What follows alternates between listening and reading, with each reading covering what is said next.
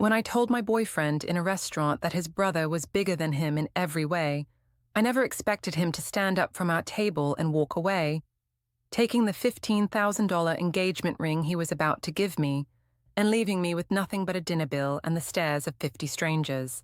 The evening had started perfectly. Tom had reserved our favorite table at Bella Vista, the same upscale restaurant where we'd celebrated every milestone over the past 5 years. The white tablecloth gleamed under soft candlelight, and the view of the city skyline through floor-to-ceiling windows created the perfect romantic atmosphere. Tom seemed unusually nervous that night, fidgeting with something in his jacket pocket throughout our appetizer. His eyes kept darting around the restaurant, and he barely touched his expensive wine. When the waiter approached with a bottle of champagne and mentioned it was compliments of the house for a special occasion, I finally understood what was happening. My heart started racing as Tom reached into his pocket and pulled out a small velvet box. This was it. After 5 years together, he was finally going to propose. The other diners began to notice, some discreetly pointing in our direction and whispering to their companions. A few people had their phones ready, anticipating the romantic moment they were about to witness. But instead of getting down on one knee immediately, Tom started talking about our relationship, about how much we'd been through together, about the future he wanted to build with me. In my nervousness and excitement, I found myself babbling about anything and everything, trying to fill the silence, while he worked up the courage for his grand gesture. That's when I made the comment that would destroy everything. We'd been discussing our recent move to a larger apartment, and I mentioned how helpful his brother Jake had been with the heavy furniture. Without thinking, the words tumbled out of my mouth like poison, disguised as casual conversation. I told Tom how lucky we were that Jake had such impressive physical attributes to help us out, unlike some people who might struggle with demanding tasks. The moment the words left my lips, I knew I'd made a terrible mistake. Tom's face went completely pale, and his hand froze halfway to opening the ring box. The romantic atmosphere in the restaurant suddenly felt suffocating, and I could sense other diners straining to hear our conversation. Tom stared at me for what felt like an eternity before speaking. His voice was quiet but carried clearly across our small table, and unfortunately, to the nearby tables as well. He asked me to clarify exactly what I meant about his brother's impressive attributes and why I felt the need to compare them right now. I tried desperately to backtrack, claiming I'd been talking about Jake's height and muscle mass from all his gym training. But Tom wasn't buying my weak explanation. His eyes had gone cold in a way I'd never seen before, and the romantic energy that had filled the air moments earlier had completely evaporated. That's when Tom did something that shocked everyone in the restaurant. He stood up from his chair, still holding the unopened ring box, and announced to the entire dining room that his girlfriend had just informed him that his brother was better equipped for relationships than he was. The restaurant fell completely silent except for the soft jazz music that continued playing from hidden speakers. Every conversation stopped, every fork was lowered, and every eye turned toward our table. I felt my face burning with embarrassment as dozens of strangers witnessed the most humiliating moment of my life. Tom placed the velvet box in the center of our table, right next to the untouched champagne that was meant to celebrate our engagement. He told me the ring had been intended as a symbol of our future together, but apparently I had different preferences when it came to significant others. I reached across the table, trying to grab his hand and stop him from making the scene any bigger than it already was. But Tom pulled away from my touch and made one final announcement to our captive audience. He thanked them all for witnessing what he called the most expensive lesson of his life about really knowing someone before making permanent commitments. The restaurant manager appeared at our table, clearly uncomfortable with the disruption, but unsure how to handle such an unusual situation. Tom pulled out his wallet, placed $200 on the table to cover our barely touched meal, and picked up the ring box. Without another word to me, he walked toward the exit while every person in the restaurant watched his departure. I sat alone at our table, surrounded by curious stares and the soft murmur of people discussing what they'd just witnessed. Several diners had their phones out, and I realized with growing horror that my public humiliation was probably already being uploaded to social media. The waiter hocked nearby, unsure whether to clear Tom's place setting or pretend nothing had happened. The drive home was a blur of tears and panic as I tried calling Tom repeatedly, only to have each call go straight to voicemail. I left rambling messages begging him to come back so we could talk privately, promising I could explain everything if he'd just give me a chance. But deep down, I knew that what had happened in the restaurant was just the explosive end of a situation that had been building for months. My relationship with Tom had begun 5 years earlier when we met through mutual college friends. He was everything I thought I wanted in a partner: stable, reliable, kind, and completely devoted to me. Tom worked as a software developer at a growing tech company, and while he wasn't the most exciting person I'd ever dated, he represented security and consistency in a way that felt comforting after a series of dramatic relationships with unreliable men. We'd moved in together after 2 years of dating, and Tom had been talking about marriage for the past year.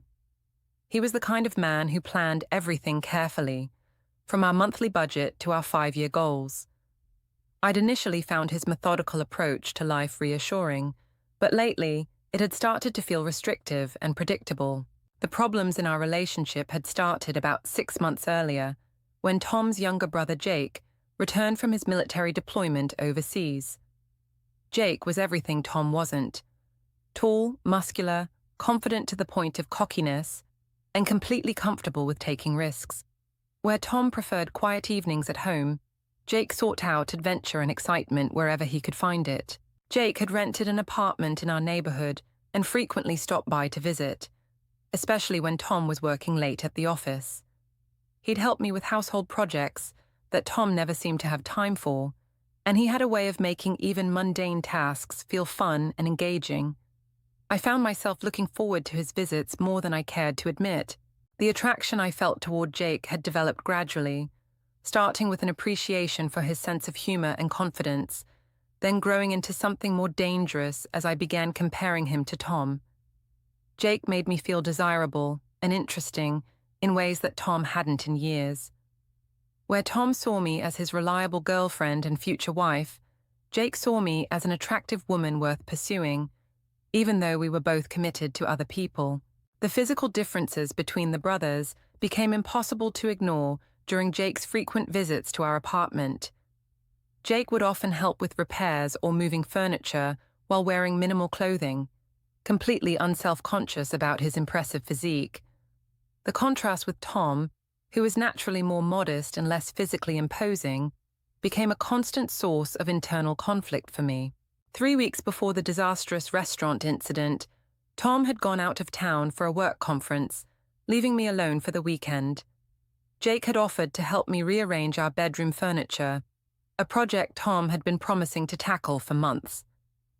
What started as an innocent favor had quickly evolved into something much more complicated.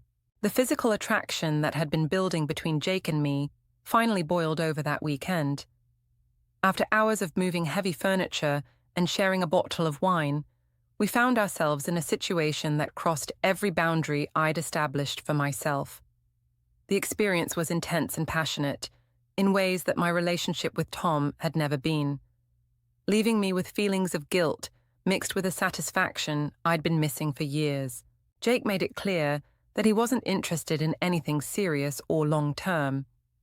He saw our encounter as a natural result of mutual attraction, nothing more than two adults meeting each other's needs without emotional complications.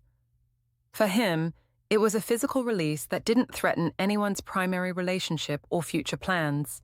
I tried to convince myself that one weekend of weakness didn't fundamentally change anything about my commitment to Tom. I loved Tom, or at least I loved the life we'd built together and the future we'd planned. What had happened with Jake was just a temporary lapse in judgment, a moment of excitement that helped me remember what passion felt like before settling back into the comfortable routine of my real relationship. But the guilt ate away at me over the following weeks, especially as Jake continued his regular visits to our apartment. Every time Tom came home from work and kissed me hello, I thought about where my lips had been just days earlier. Every time Tom talked about our wedding plans or our future children, I remembered the way his brother had made me feel things that Tom never had. The worst part was how the experience with Jake had changed my perception of my relationship with Tom. Suddenly, all of Tom's gentle, considerate qualities felt bland and insufficient. His quiet way of showing affection seemed boring compared to Jake's bold confidence. Even our intimate moments felt disappointingly tame after experiencing what real passion could feel like. I found myself making subtle comparisons between the brothers in ways that I knew were unfair to Tom. When Tom struggled to move our new couch by himself, I thought about how effortlessly Jake had rearranged our entire bedroom. When Tom expressed uncertainty about a decision at work, I remembered Jake's decisive confidence in everything he did. The comparisons were toxic, but they'd become automatic. The night of Tom's proposal, I'd been particularly on edge because Jake had stopped by that afternoon while Tom was still at work. He'd made some casual comment about how lucky Tom was to have someone like me, with a look that made it clear he was remembering our weekend together.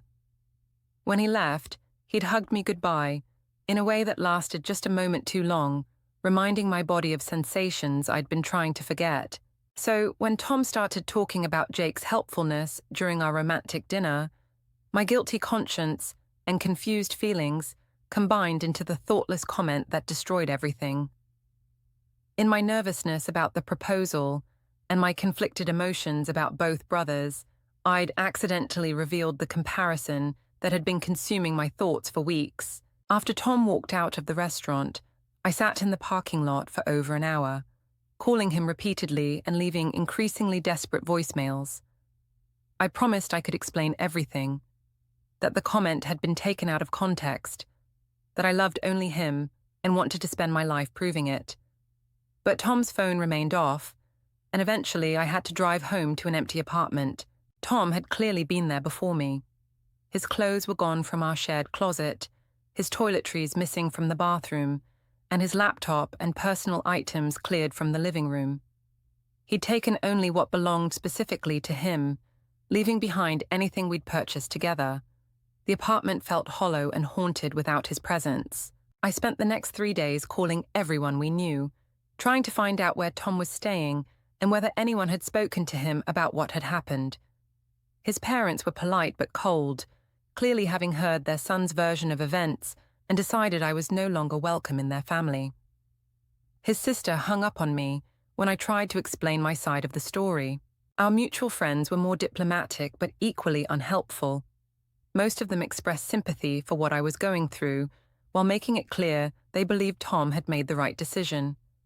A few mentioned that they'd always thought Jake and I had unusual chemistry, comments that made me realize our attraction hadn't been as subtle as I'd believed. Jake himself disappeared from my life completely after the restaurant incident. When I called him looking for support or at least an explanation of what we'd meant to each other, his phone number had been disconnected. When I drove by his apartment, the building manager told me he'd broken his lease and moved out suddenly, leaving no forwarding address. The realization that Jake had vanished the moment our situation became complicated was almost as devastating as losing Tom. Whatever I'd thought we shared, whatever I'd risked my real relationship to experience, had meant so little to him that he'd simply erased himself from the situation rather than deal with any consequences. A week after the restaurant disaster, Tom finally agreed to meet me at a coffee shop to discuss what he called the practical aspects of our separation. He looked tired and older, but also somehow relieved, as if a weight had been lifted from his shoulders. When I tried to apologize and explain what had really happened, he held up his hand to stop me. Tom told me that my comment in the restaurant had simply confirmed suspicions he'd been developing for months. He'd noticed the way I looked at Jake, the way I lit up when his brother visited, the way I'd grown increasingly distant and critical of our relationship. The specific comparison I'd made wasn't the problem. It was just the final piece of evidence that I'd already emotionally moved on from our relationship. He was right, and we both knew it. The guilt I felt wasn't just about one weekend of physical intimacy with Jake. It was about months of wishing Tom could be someone different, someone more exciting and confident and passionate. I'd been trying to change him into something he wasn't, instead of appreciating the qualities that had made me fall in love with him in the first place. Tom kept the apartment, since the lease was in his name, and he could afford the rent on his own. I moved into a small studio across town, taking only my personal belongings and leaving behind the life we'd built together.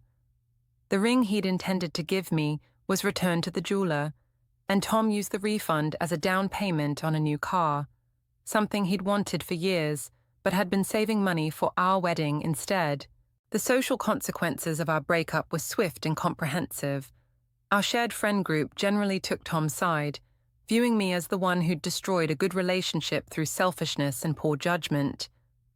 The few friends who remained neutral still couldn't help me understand how to rebuild my life after losing everything I'd worked toward for 5 years. My family's reaction was disappointment mixed with confusion. My mother had always loved Tom and frequently praised me for finding such a stable, reliable partner. When I tried to explain that the relationship had grown stale and unfulfilling, she reminded me that marriage required commitment through difficult periods, not an escape to more exciting alternatives. The hardest part was accepting that I'd traded away genuine love and partnership for a few hours of physical excitement with someone who'd never valued me as anything more than a temporary distraction. Tom had been planning our future while I'd been fantasizing about his brother. He'd been saving money for our engagement ring while I'd been comparing him unfavorably to someone who disappeared the moment things got complicated.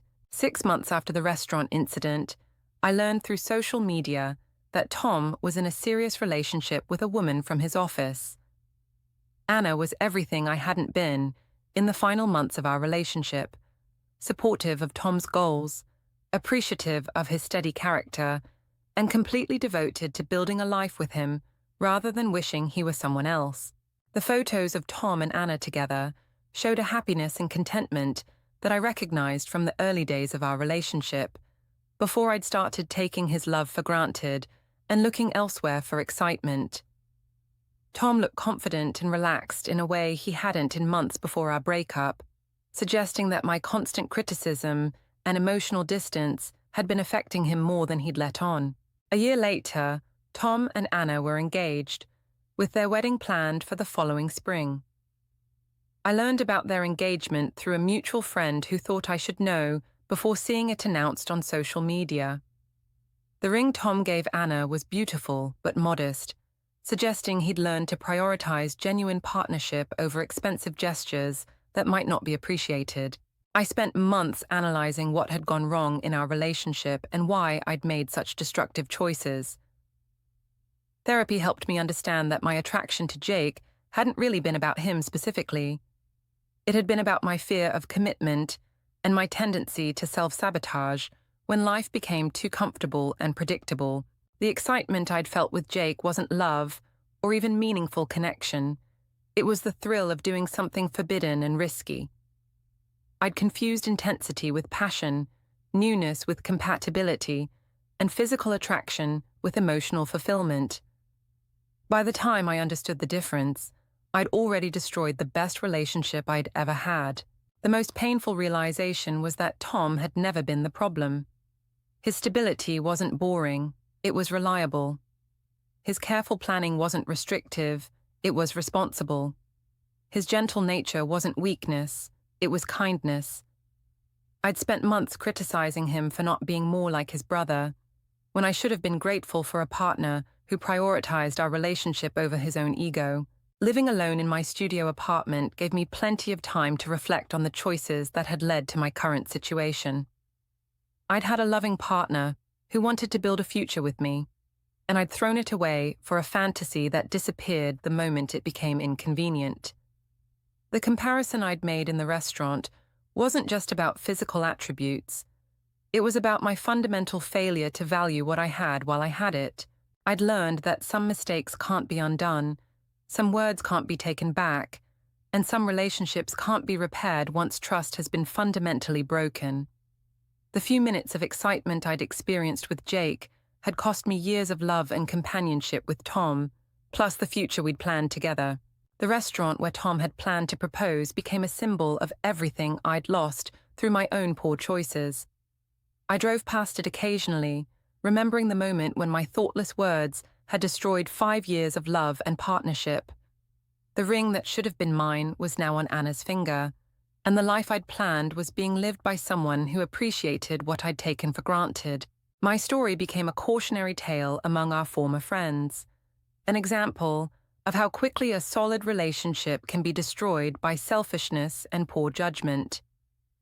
People who knew us would mention our breakup when discussing the importance of loyalty and commitment in relationships, using my failure as a warning about the dangers of always looking for something better.